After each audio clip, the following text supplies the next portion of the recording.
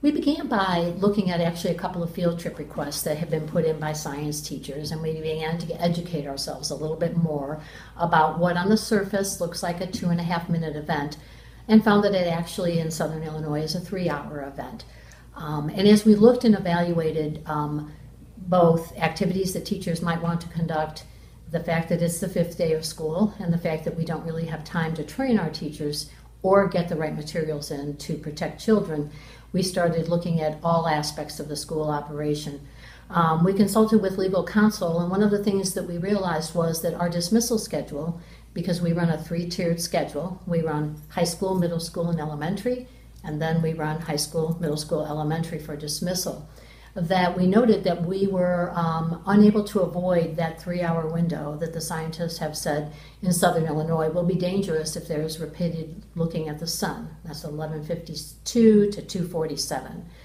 And we noted that we are responsible, we know that, for children, even as they dismiss from school until they arrive safely at home. We started looking at the fact that we would be dismissing thousands of students at the high school level right after the actual eclipse, during what would be the actual eclipse. We started looking at the other schedules and realized that there was no way we could safely deliver children without putting them out into the outdoors, with asking them not to look at the sun, which most children will do that because there's going to be darkness and then it will be getting lighter. We looked at things like a half day. Could we safely conduct a half day of school and return students home? Again, covering 185 square miles with 7,500 students, there wasn't a dismissal schedule that didn't also put another group of students at risk on their own, walking from bus stops, possibly if they're high school students driving cars, and maybe unable to avoid looking at the sun.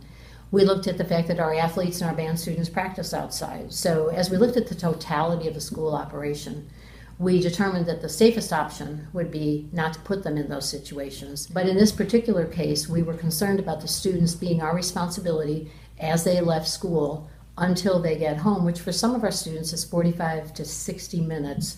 And we couldn't do that and avoid that window when they should not be outside looking at the sun. This doesn't mean that we aren't teaching students about it.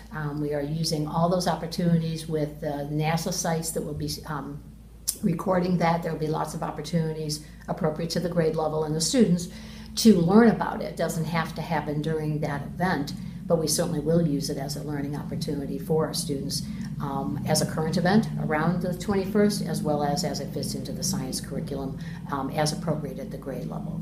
So the decision made by the board was to amend the 2017-18 calendar, add that day onto May 18th, 2018, and not hold school that day.